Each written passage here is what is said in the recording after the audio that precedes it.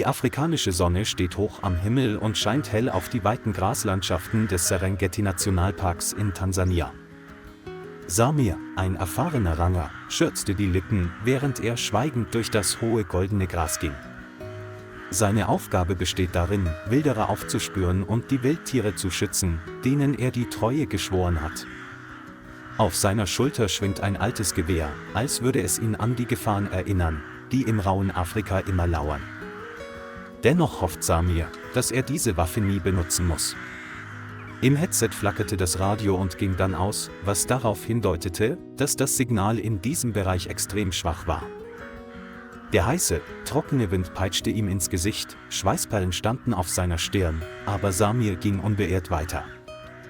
Er erhielt die Nachricht, dass am Rand des Reservats heimlich mehrere Drahtfallen aufgestellt worden waren.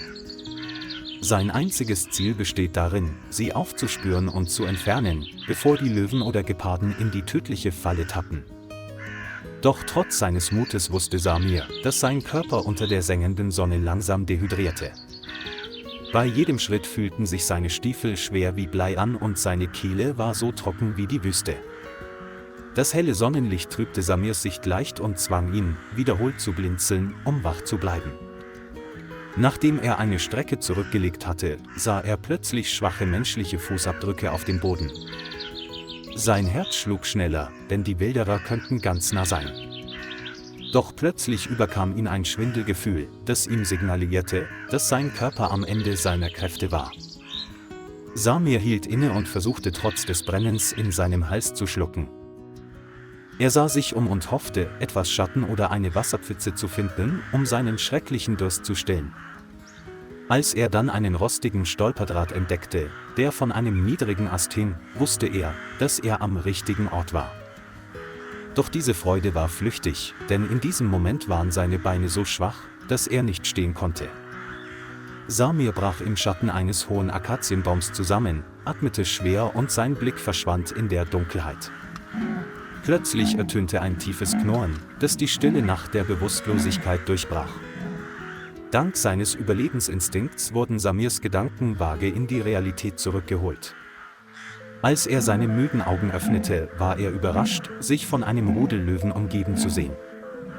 An der Spitze stand ein riesiger männlicher Löwe mit sandschwarzer Mähne und leuchtend gelben Augen. Neben ihr stand eine majestätische Löwin, hinter ihr lugten zwei scheue Löwenjungen aus ihren Köpfen.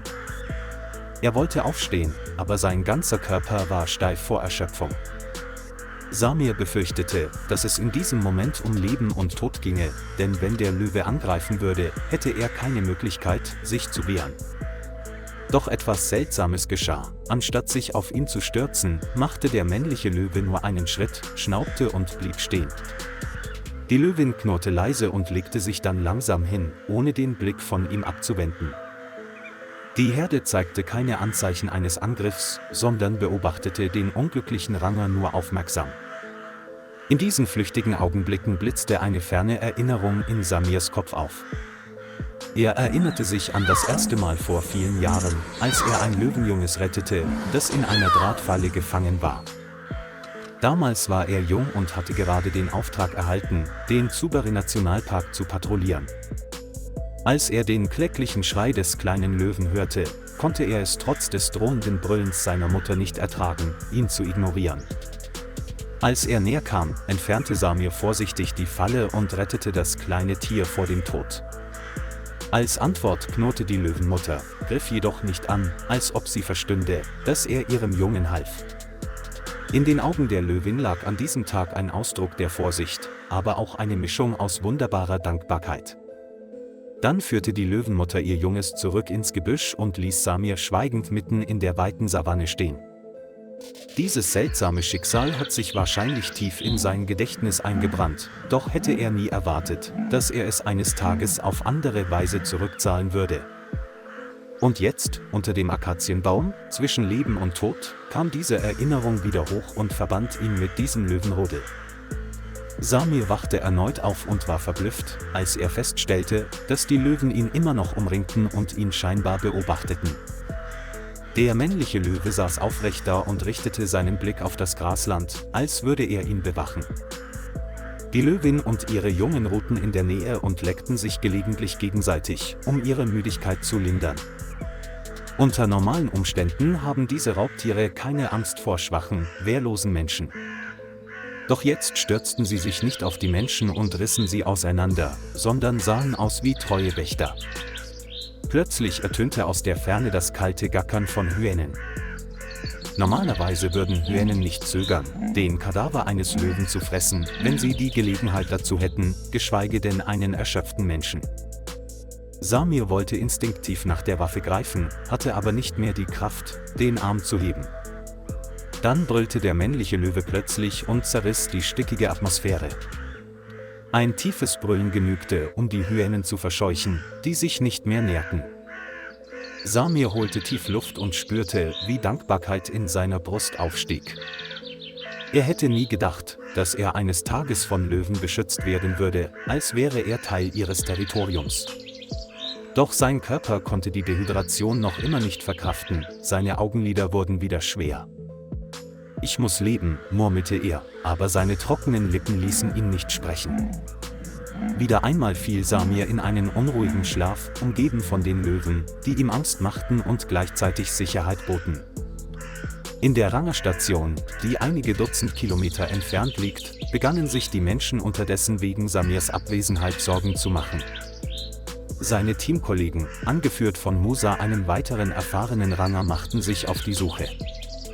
Sie wussten, dass in Zuberi die Zeit der gefährlichste Feind war. Die Tagestemperaturen konnten einen Menschen innerhalb weniger Stunden töten. Musa setzte Spürhunde und mehrere erfahrene Ranger ein, um Samirs verbleibenden Fußspuren und Gerüchen zu folgen. Sie überquerten das trockene Gras, untersuchten jeden Baum und lauschten auf jede Windbewegung. Die gleißende Sonne stieg hoch auf, als würde sie die gesamte Atmosphäre zum Schmelzen bringen. Der Schweiß rann Musas Stirn hinunter, als er ein rostiges Stück Eisenfalle und schwache Schuhabdrücke entdeckte. Die Ranger eilten weiter, in der Hoffnung, Samir zu finden, bevor es zu spät war. Schließlich sahen sie einen Hügel aus uralten Akazienbäumen, auf dem sich die Fußabdrücke von Menschen und Löwen überlappten. Genau dort blieben sie wie angewurzelt stehen, vor ihnen hatte sich ein Rudel Löwen um den Baum herum verstreut und sah seltsam ruhig aus. Musa umklammerte sein Gewehr fest, sein Herz hämmerte, er war sich nicht sicher, ob die Löwen Samir etwas angetan hatten. Der riesige männliche Löwe drehte langsam seinen Kopf und warf seine Mähne zurück, als wolle er auf einen menschlichen Körper hinweisen, der im Schatten eines Baumes lag. Als ob er es verstehen würde, signalisierte Musa seinen Teamkollegen, sich Samir zu nähern. Die Ranger hielten den Atem an, als sie sich dem Baum näherten und feststellten, dass Samir schwach atmete, aber noch am Leben war. In diesem Moment brüllte der männliche Löwe nicht und griff auch nicht an, sondern schnüffelte nur und trat ein paar Schritte zurück, um ihnen Platz zu machen. Erleichterung durchströmte Musas Herz, als er seine Hand auf den Hals seines Freundes legte und sich vergewisserte, dass noch ein Puls da war. »Er lebt«, rief Musa und alle atmeten erleichtert auf. Sie brachten eine Trage und bereiteten den Transport von Samir zur Krankenstation vor. Doch bevor er ging, konnte Musa seinen Blick nicht von dem aufrecht stehenden Löwenmännchen abwenden, das schweigend zusah. Das gesamte Rudel, von den Löwinnen bis zu den Jungtieren, sah schweigend zu, wie die Ranger Samir auf eine Trage hoben. Es gab kein drohendes Brüllen, kein Anzeichen von Aggression. Der männliche Löwe stieg auf einen hohen Felsen, wie ein König, der sein Territorium überblickt, und brüllte leise. Als Reaktion darauf entfernten sich auch die anderen Löwen langsam und machten den Rangern Platz. Die Aktion sprach Bände, die Löwen hatten Samir beschützt und brachten ihn nun zu seinesgleichen zurück. Zwischen den Menschen und diesen Raubtieren hat sich eine unsichtbare, magische Verbindung gebildet, die stärker ist als je zuvor. Auf dem Rückweg wachte Samir benommen auf und hörte den Lärm der Motoren und die Gespräche der Menschen um ihn herum. Als Samir Musa sah, flüsterte er, wie er von den Löwen gerettet wurde. Alle sahen ihn mit halbgläubigen Augen an, aber die Wahrheit war, dass Samir noch am Leben und wohlauf war.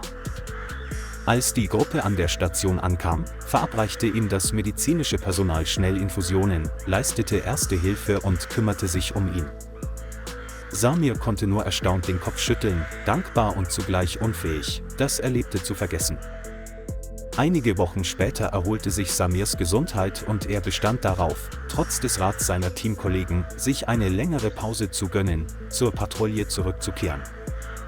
Bei einer Nachmittagspatrouille stieß er auf eben jenen männlichen Löwen, der majestätisch auf einem roten Felsvorsprung in der untergehenden Sonne stand. Ihre Blicke trafen sich, nicht länger feindselig, sondern wie zwei alte Freunde, die sich schweigend grüßten. Samir ist sich bewusst, dass es immer unsichtbare, geheimnisvolle und heilige Verbindungen zwischen Mensch und Natur gibt. Und diese außergewöhnliche Geschichte erinnert jeden daran, dass in der Wildnis manchmal die Raubtiere selbst zu Beschützern werden und uns etwas über die Bindung lehren, die über die Urinstinkte der Natur hinausgeht. Lieber Freund, vielen Dank, dass Sie sich die Zeit genommen haben, das ganze Video anzuschauen. Vergessen Sie nicht, den Kanal zu liken und zu abonnieren, um uns zu unterstützen. Auf Wiedersehen und bis zu den nächsten Folgen.